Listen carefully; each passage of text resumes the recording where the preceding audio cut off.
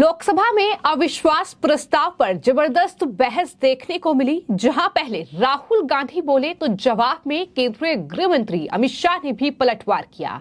सवाल ये उठे कि आखिर ये बहस जीता कौन? जवाब है बीजेपी। ये हम नहीं कह रहे हैं बल्कि राहुल गांधी के ही करीबी लोग अब इस तरह का बयान दे रहे हैं। नमस्कार, स्वागत है आपका द न्यूज पर। मैं हूं आपके साथ शिप्रा सैनी। कांग्रेस पार्टी के नेता राहुल गांधी संसद की सदस्यता बहाल होने के बाद अविश्वास प्रस्ताव पर लोकसभा में उन्होंने भाषण दिया।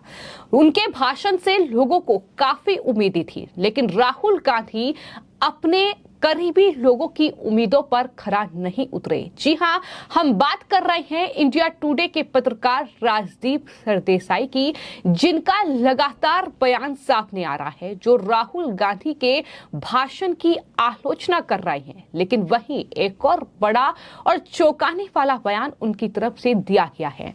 राजदीप सरदेसाई ने यह कहा कि कल अविश्वास प्रस्ताव पर लोकसभा में जो भाषण हुआ, वो भाषण दरअसल अमित शाह जीत गए हैं, यानी अमित शाह की जीत हुई है। उनका भाषण जो था वो पॉइंट टू पॉइंट था। ये बड़ी बात राजदीप सरदेसाई की ओर से कही गई है।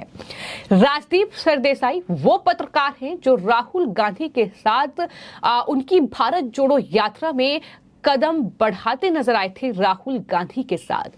इतना ही नहीं, उनके जो ट्वीट रहते हैं वो भी राहुल गांधी की तारीफ करते नहीं थकते हैं। विपक्षी गठबंधन को लेकर भी उनके ट्वीट सामने आए, जिसमें वो कहीं ना कहीं विपक्षी खेमे की तारीफ करते नहीं थकते हैं।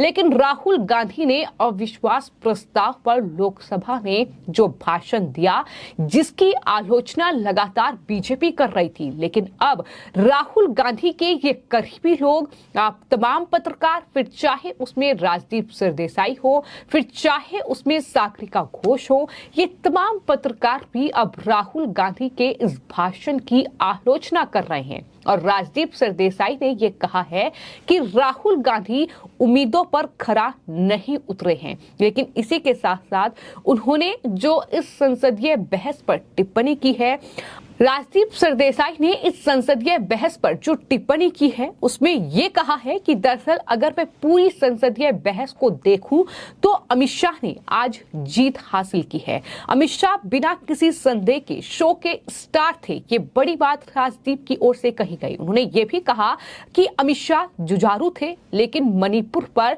तथ्यात्मक थे। ये उनके भाषण की ताकत थी। ये बड़ी बात उनकी तरफ से कही गई। आपको ये बता दें कि अविश्वास प्रस्ताव पर जो भाषण राहुल गांधी ने दिया, उस पे उन्होंने शुरुआत के 15 मिनट करीब अपनी भारत जोड़ो यात्रा का जिक्र किया। उसके बाद मणिपुर के मुद्दे पर वो कहीं ना कहीं तथ्य पेश नहीं कर पाए। ये हम नहीं कह रहे हैं, बल्कि राजदीप सरदेसाई ने ही अपने ही चैनल को जो इंटरव्यू उन्होंने दिया है, अपने ही चैनल के दूसरे पत्रकारों से जो उन्होंने बातचीत की है, वो चीजें हम आपको बता रहे हैं कि राजदीप ने क्या कुछ कहा है। राहुल गांधी के लोकसभा में भाषण को लेकर जब राजदीप से सवाल किया गया तो उन्होंने साफ तौर पर यह कहा कि कांग्रेस पार्टी के नेता राहुल गांधी के पास एक मौका था, लेकिन उन्होंने वो मौका गवा दिया। फरवरी में संसद में राहुल गांधी बोल चुके हैं, ये भी राजदीप ने कहा। उन्होंने कहा कि उसके बाद वो संसद से बर्खास्त हो गए। उसके बाद राहुल गांधी से काफी ज्यादा उम्मीद हो गई। मेरा विश्वास है कि जब राहुल गांधी लोगों के बीच होते हैं, उनसे मुलाकात करते हैं, आम जनता के बीच जब मीटिंग करते हैं, तो वो बहुत अच्छे होते हैं। वो बहुत अच्छी तरीके से अपनी बातें जनता के बीच रखते हैं। लेकिन जब वो संसद में होते हैं तो राहुल में ग्रेविटास की कमी होती है। ये भी राजदीप ने कहा है। और ये भी कहा है कि मैं समझता हूं कि Rahul Gandhi face of opposition बनने जा रहे हैं, तो उनमें वो ग्रेविटास होना चाहिए। यानी राहुल गांधी की कमियों को राजदीप सरदेसाई ने खुले तौर पर उजागर किया है। उन्होंने ये माना है कि संसद में राहुल गांधी का जो भाषण था, उसमें तथ्य नहीं थे, उसमें पॉइंट नहीं थे। और कहीं ना कहीं उन्होंने ये भी कहा कि 15 मिनट अपनी भारत जोड़ो यात्रा का जो बखान राहुल गांधी ने किया है, वो सही नहीं था। उन्होंने कहा कि कुछ कुछ पॉइंट जरूर उन्हें सरकार पर बोले, लेकिन मणिपुर पर यह बहस नहीं थी। इसमें अर्थव्यवस्था की बात भी होनी चाहिए थी, इसमें बेरोजगारी की बात भी होनी चाहिए थी। ये तमाम बातें राजदीप सरदेसाई की ओर से कही गई। उन्होंने कुल मिलाकर ये कहा कि राहुल गांधी का ये भाषण जो था वो उम्मीदों से काफी नीचे था। तो ये बड़ी बात राजदीप सरदेसाई ने कही है। साफ है कि राजदीप को कहीं ना कहीं राहुल गांधी ने निराश किया है और कहीं ना कहीं वो निराशा अब उनके बयानों में साफ तौर पर झलक रही है। हालांकि उन्होंने अपने चैनल की एक डिबेट के दौरान राहुल गांधी का बचाव करने की भी कोशिश की। राहुल कंवल से जब वो बातचीत कर रहे थे तो उन्होंने ये कहा कि राहुल गांधी की छवि एक गुस्सैल आदमी की है जो हर समय जो कुछ भी बोल रहा है उससे नाराज रहते हैं। कंवल ने हालांकि ये जवाब दिया कि गुस्सा इसलिए है क्योंकि वो विपक्ष में बैठे हुए हैं। तो ये कहीं ना कहीं पूरी जो है बयानबाजी का दौर है जो राहुल गांधी के भाषण के बाद चल रहा है। लेकिन ना सिर्फ राजदीप सरदेसाई राहुल गांधी के इस भाषण से नाराज हैं, राहुल गांधी ने ना सिर्फ राजदीप को निराश किया है बल्कि इसके अलावा सागरिका घोष उनकी तरफ से भी ट्वीट किया गया। राहुल गांधी के लोकसभा में अविश्वास प्रस्ताव पर जो उन्होंने भाषण दिया उस पर ट्वीट करते हुए सागरिका घोष ने भी ये लिखा कि राहुल गांधी का जो भाषण था वो एक गवाया हुआ मौका था। यानी राहुल गांधी के पास मौका था जब वो विपक्षी जो गठबंधन हुआ है उसमें खुद को एक विपक्ष के लीडर के तौर पर पेश कर सकते थे, लेकिन राहुल गांधी ने ये मौका गवाया है। उन्होंने ये भी कहा कि नो कॉन्फिडेंस मोशन सभी मोर्चों पर सरकार को जवाबदेह ठहराने, तथ्यों पर पकड़ बनाने, तीखे सवालों के जरिए पूछताछ करने का मौका देता है।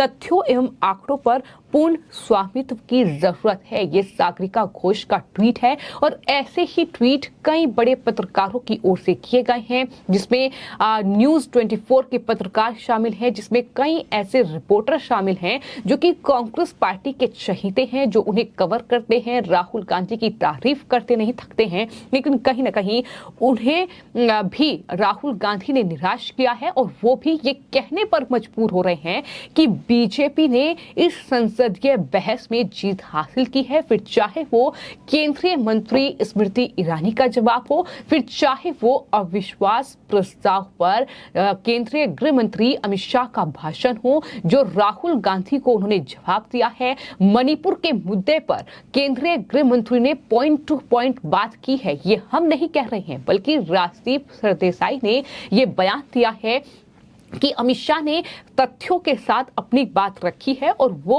इस डिबेट में जीते हैं। ये बड़ी बात उनकी तरफ से कही गई है।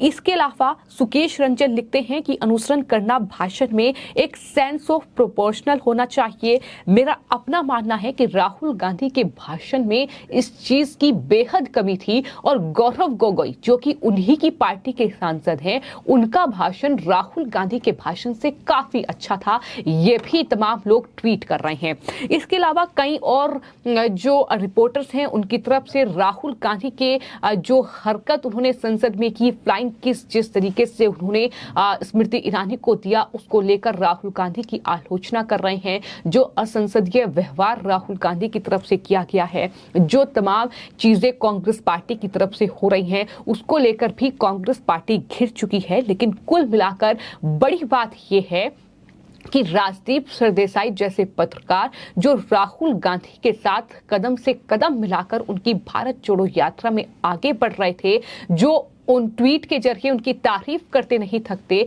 लेकिन आज राहुल गांधी ने अपने चहीते पत्रकार को निराश किया है और उनकी निराशा इस तरह से झलकी है कि केंद्रीय गृह मंत्री अमित शाह की वो तारीफ कर रहे हैं। उन्होंने साफ तौर पर यह कहा है कि इस संसदीय बहस में अमित शाह की जीत हुई है, क्योंकि उन्होंने पॉइंट टू पॉइंट बात की है। उन्होंने तमाम मुद्दों पर जो अपनी राय रखी है वो तथ्यों के साथ रखी है। ये बड़ी बात उनकी तरफ से कही गई है। तो कुल मिलाकर राहुल गांधी ने एक बार फिर से ना सिर्फ जनता को निराश किया, ना सिर्फ अपनी पार्टी को निराश किया, जो ये कह रहे थे कि राहुल गांधी के भाषण के साथ ही आंधी आ जाएगी। आंधी कहां है, ये सवाल भी देश की जनता पूछ रही है। लेकिन अब कुछ चुनिंदा पत्रकार जो कि कांग्रेस पार्टी के चहेते माने जाते हैं। अब वो भी राहुल गांधी के इस भाषण के बाद काफी ज्यादा नाराज, हताश और निराश और परेशान नजर आ रहे हैं। फिलहाल आपकी इस पूरे मामले पर क्या राय है, हमें कमेंट बॉक्स में जरूर लिखें और चैनल को सब्सक्राइब करें। धन्यवाद।